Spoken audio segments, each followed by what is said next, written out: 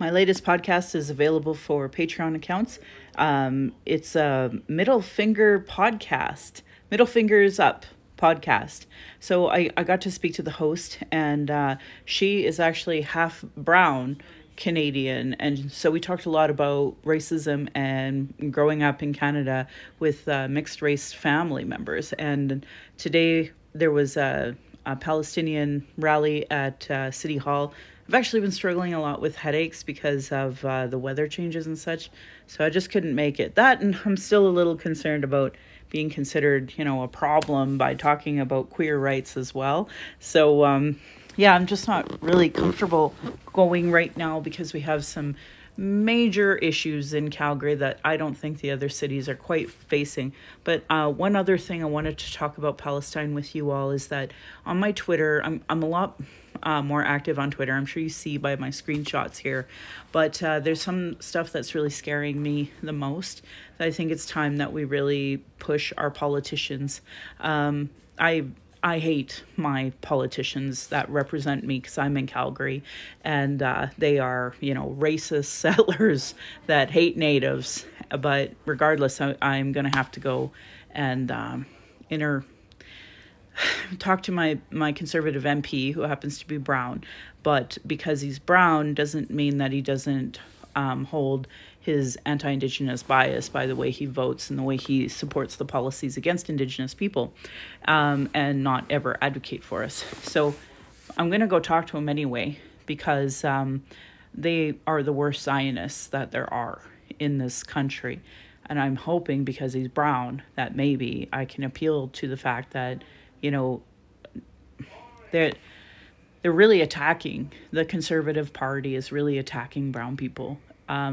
I don't think it's going to be much longer until all Palestinians are forced out of the country. Republicans just put forward a bill asking all Palestinians get kicked out of the country.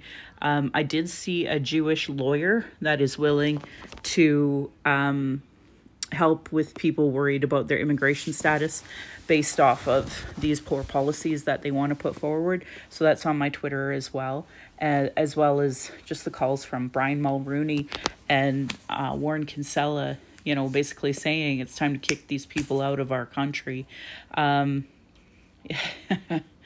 This is not good. This is a really, I already exist under fascism because Canadians are like, oh my God, what fascism? What racism? I had no idea, as they're on stolen land. Meanwhile, conveniently out on the streets going, free Palestine, as they should. But they don't recognize that, they never show up to our events, never show up to any of the Indigenous vigils we ask them to, right?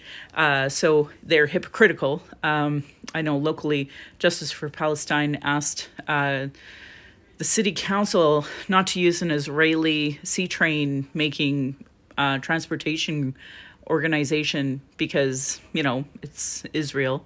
And the city was like, psh. Of course we're going to do that. I mean, our military literally helps Israelis. Everything we do for talking points is pro-Israeli. So it's really getting to be a scary time now, where if you stand up for Palestine, if you stand up for, watermelons and olives, it's becoming so politicized.